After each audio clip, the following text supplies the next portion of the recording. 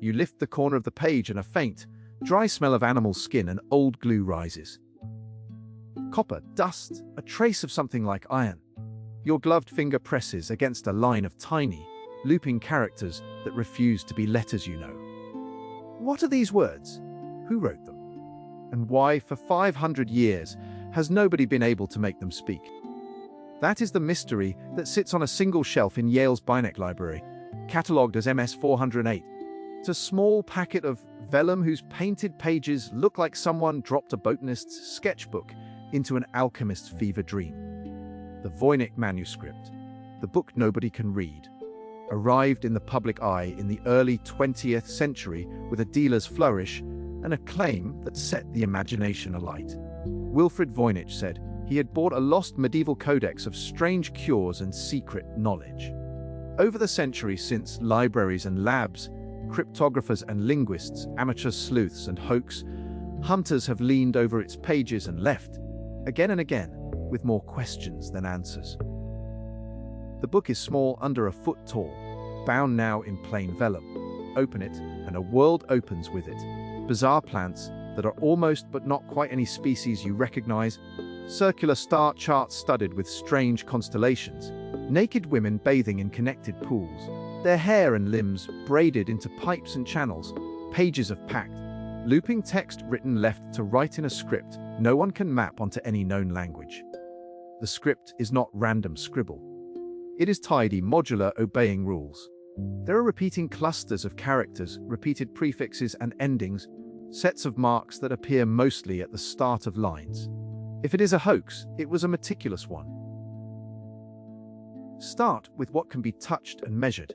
The manuscript is roughly 240 pages long, though several leaves are missing.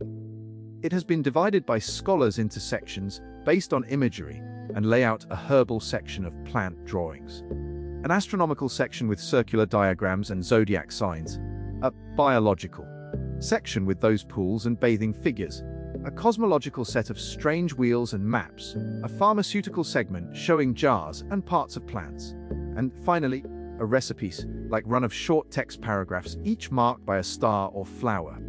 The pigments used to color the drawings are medieval in nature: iron, gall ink for the writing, and common period pigments for the greens and blues. And the paints have the dry, granular look of centuries-old tempera. The vellum itself creases and sighs when turned. You can almost feel the hands that once trimmed it.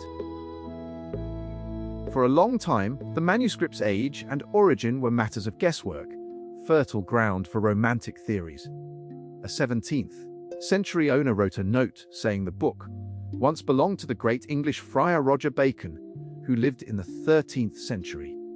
That claim, repeated by people keen on the exotic, became a sort of origin story, an eccentric genius, locked away knowledge, a noble cipher. In 1912, when Wilfrid Voynich put the codex into his briefcase and out of the Jesuit library where he had found it, the Roger Bacon idea made the book a must-have for collectors and conspiracy-minded scholars. But science has a way of straightening stories. In 2009, scientists took tiny shavings of the vellum and sent them to be radiocarbon dated. The results were neither dramatic nor comforting. The animal skin was from the early 15th century. With a high probability the parchment was made between about 1404 and 1438. That dates the book at least a century after Roger Bacon's death. Whoever wrote it did so in a Europe already knitting itself into the late medieval world. Before Columbus, before Gutenberg, during a Europe of small courts and itinerant scholars, where knowledge was both practical and secretive. The inks and pigments, too, belong to that period. The materials are medieval, the script is not modern. That narrowed the mystery but did not solve it. Origin is one question. Meaning is another. The earliest certain owner we can name is a man in Prague in the early 1600s, Georg Baruch, who appears to have been an alchemist puzzled by the book on his shelf. He sent letters to other scholars asking for help, and one such letter survives, written roughly in 1637 or 1639, complaining that everyone assumed his book was a hoax. After Baruch died, the manuscript passed to Jan Marek Marcy, a learned physician who, in 1665, sent it to the Jesuit polymath Athanasius Kircher in Rome, with a long letter asking Kircher to try to decipher it. Marcy's letter repeats an older rumor that the Emperor Rudolph I had once bought the book as the work of Roger Bacon for 600 ducats. Whether Rudolph ever owned it, whether the price was paid, is now unclear. Rumor and human appetite for dramatic attribution have a long reach. But what we do know is a clean thread now. The book landed in the Jesuits' Collegio Romano, where it stayed, catalogued but unread, until Wilfrid Voynich acquired it in 1912 from the villa where the order kept some of its old books. Voynich was an energetic antiquarian with an eye for the strange. He staged the book's debut and promoted the idea of an ancient genius. The headline, grabbing narrative, was helpful business. The manuscript passed into private hands again after Voynich's death, into the hands of a dealer named Hans P.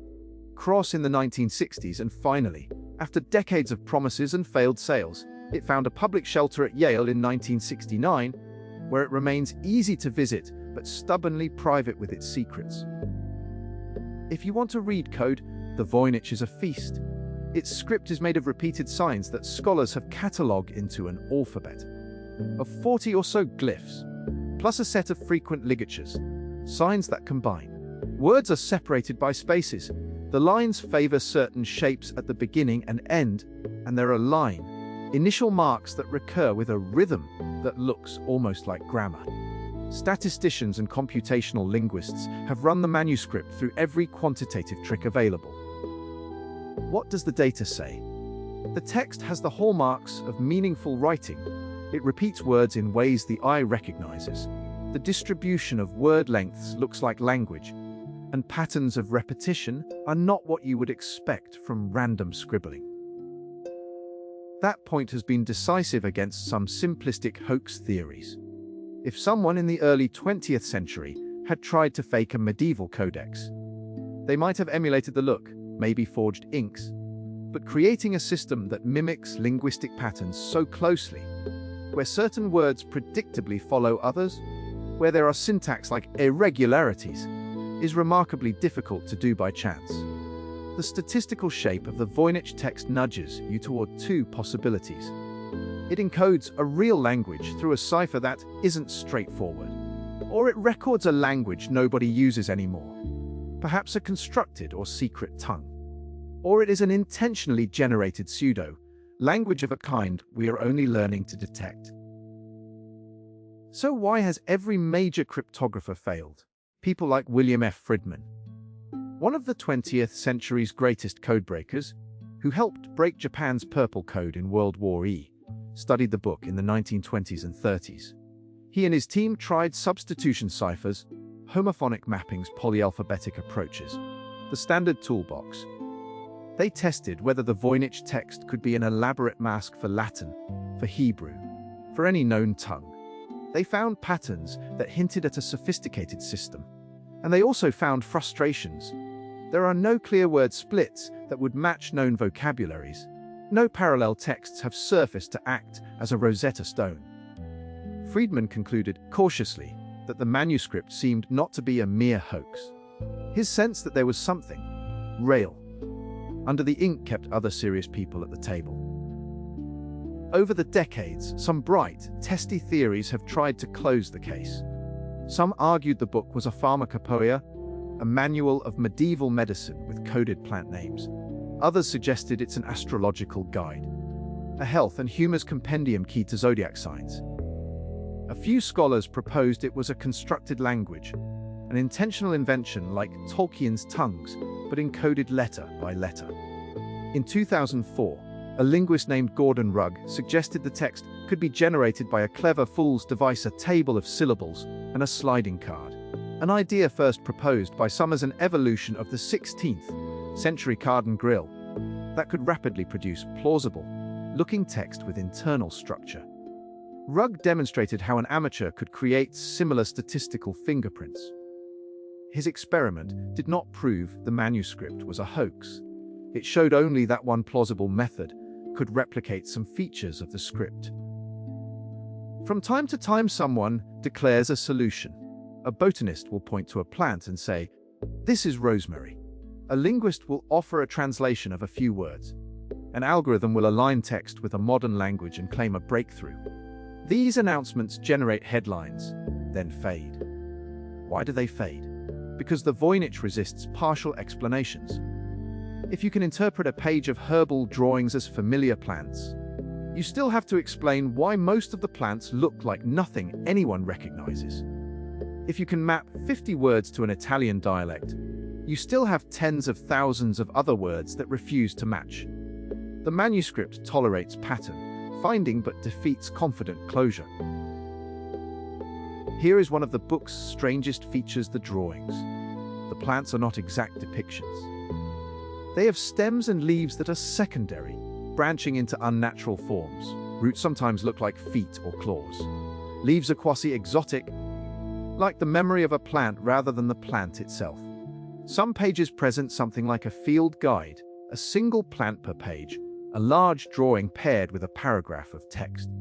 Other plant images are composite, as if several specimens had been sketched on the same sheet by an artist remembering parts of each. Were these the products of a borderland herbalist, copying from travelers' tales and mixing species? Or are they symbolic, imbuing medical recipes with visual metaphors? We do not know. Then there are the bathing women. Pages filled with tiny greenish or pink figures floating in tubs and pools, sometimes connected by pipes, sometimes weighed with what look like ovaries or glands. These plates suggest a medieval obsession with humors, with baths and bodies as mechanical systems, a world where flow was health, where heat and water and bile were balanced with care. The illustrations echo known medieval manuscripts on medicine and hygiene, but the arrangement is odd, intimate, and, to many modern eyes, disturbingly schematic. They look like diagrams for a practice that has been forgotten, not deliberately hidden. And the star charts, circles divided and subdivided, with plant-like motifs and zodiac signs, imply a cosmology tying the human and the heavenly. Medieval medicine and astrology were entangled. The moon's phases and a star's position were thought to guide bloodletting, planting, childbirth. But the Voynich zodiac wheels are an unfamiliar grammar, with constellations that don't match our skies cleanly, suggesting either a coded overlay or a local mapping of the heavens now lost. If this book was made for a small group, a court physician and his patron, a fraternity of apothecaries, a secret society of herbalists, its language might have been intentionally exclusionary. Secrecy itself could have been the point. But why go to such expense? Vellum was costly. Making a codex like this required skilled hands, pigments, and time. That argues for a purpose, not a prank. Who stood to gain from secrecy so precise that even centuries of learned men can't open it? Ask the question differently. What would you do if you had knowledge you were not allowed to share? You might hide it beneath layers of code. You might record something precious for a small, trusted circle and then lose the key. You might, when the ground was dangerous, write in a private shorthand. To make a 500-year lock without a key is not impossible. It is, in some ways, an act of desperate care. The book is full of small, evocative errors and interventions. At certain points, the writing becomes cramped at the margin and the scribe flips the whole page to continue in the gutter. On a few folios, later hands have added marginalia in Latin or German, an attempt by readers to annotate, to claim some connection. Sometimes the reader is puzzled. Sometimes the marginalist offers hints or tries to map a plant name into a familiar tongue. Those scraps of response map the book's reception. It intrigued, it baffled, it circulated enough to draw attention, but it never yielded.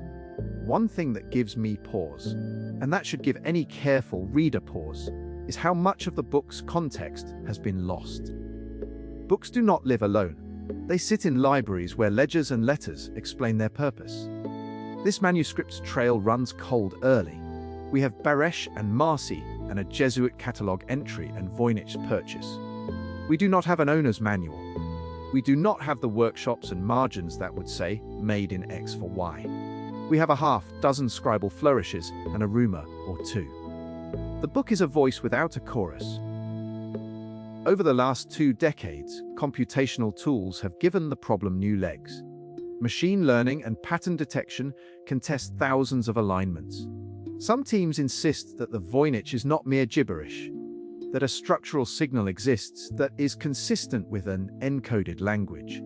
Others remain skeptical, pointing out that complex pseudo-random generators can fool algorithms trained to see linguistic structure. The field is moving and noisy, which is appropriate for a book that itself seems to be half language and half mechanism. But no algorithm has yet produced a convincing, sustained translation that explains both the images and the repetitive, rule-like features of the text. Consider the human element again. In the 1920s, the American cryptographer William Friedman had a small office with ledgers and cigarette smoke, and he set his team to work. Picture yourself at his desk, a fountain pen uncapped, the Voynich open beneath a lamp. Every map and line of text is a suspect. You try substitution, replace each Voynich glyph with a letter. The shortness and repetition of certain words frustrates you. Try a polyalphabetic cipher, where the mapping changes as you go. Try a book cipher, where the cipher references a text you might not have. Each approach slips on the same skin. There is no obvious key, no bilingual comparison, no parallel inscription. Do you feel the peculiar frustration of someone who knows the rules of secret things, but cannot find the catch? That is why the book has attracted the conspiratorial and the prodigious, charlatans and patient scholars alike. It has been the subject of television specials and dense journal articles, of speculative books and quiet exhibitions. Each cycle of interest brings another scanner, another magnifying glass, another claim. Yet the book endures in its silence. Not every theory deserves equal time. The most sensational claims, that it's extraterrestrial text, or that it's a compendium of magical spells encoded by a medieval order, do not survive the simplest tests. The material makes clear this was made by human hands in medieval Europe. The content, whether mystical or practical, points to a world we half know. More dangerous are the confident decipherments that only translate a handful of words and then lean on analogy and wishful thinking for the rest. Real progress would be a translation that works across many pages, that lets us map plant pictures to plant terms, astrological plates to calendar instructions, recipes to procedures. To date, nobody has given us that. Still, the work continues. Amateur sleuths pore over the glyph shapes, botanists argue about a leaf silhouette, codebreakers tinker at the margins of the known methods. The Beinecke has made the manuscript available in high-resolution scans online, which means anyone with bandwidth and patience can scroll into its skin. That democratization is both blessing and curse. It invites more observers, more eyes, but also more noise. Good ideas still surface, small identifications here, a plausible reading there, a structural insight that reframes a whole chapter. Each little advance matters, because real code-breaking traditionally proceeds by inchwork. A handful of words, a repeated signature, a pattern recognized, a door opened. There is also a human story about how we meet the unknown. We hunger for closure, for the satisfying click of a key turning in a lock. We romanticize a single genius who will, at last, read the book and reveal a hidden medieval philosophy. That is part of why the Voynich pulses in public imagination. But the manuscript resists such tidy endings. Its stubbornness is not just an inconvenience, it is a reminder of the fragmentary nature of history. We possess the artifact, but not the context. We have the handwriting, but not the voice. We have the paintings, but not the garden where the plants grew, not the speech community that used the words. And yet there are small, resonant images that do not require translation to affect us. The hands that drew the plants were careful. The painter mixed colors. Someone wrote line after line in a small, neat hand. Spain. Whoever made the book cared about it enough to spend time and resources to create something that could be read by a particular audience. That action, not the mystery of the letters but the human labor, is itself a kind of message. It tells us that 5 centuries ago, someone wanted to preserve knowledge or belief or longing. And that someone, like us, lived in a complicated world where secrecy, science, art and money braided together. If you walk the Beinecke's reading room and handle MS 408 under the archivist's watchful eye, you will feel the book's modest coldness. You will see how the paint sits in tiny flakes, how the vellum warps with humidity, how a later hand has inked a neat marginal note. You will also carry away something quieter than a solution, the sense of a human thing that refuses to be reduced to our categories. That is part of the tragedy and the lure. What else may have been lost? There is a practical question with a practical horror. At least some pages are missing. If the manuscript was once part of a larger compendium, a sister volume might have contained a key. Books get fragmented, sold piecemeal over centuries, bottles of knowledge washed ashore in strangers' hands. Libraries burn. Owners die and sell what they can. The Voynich may have had a sibling, a glossary, a teacher's guide, an owner's marginal notes, that never survived.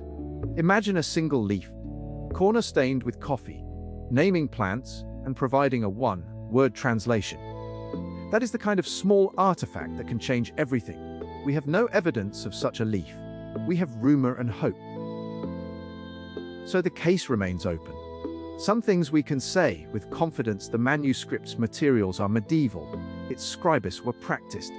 Its statistical profile shows structure consistent with language or a carefully constructed imitation. It circulated among learned hands at least since the 17th century. What we cannot say with confidence is the message those marks were meant to carry. Was the book an herbarium, a manual, a ritual guide, a coded diary, an art object made to look like a manual, a foreign language record of a community now vanished, or a prodigious hoax? The more closely we look, the stranger it becomes. For want of a key, the Voynich silence has become eloquent in its own way.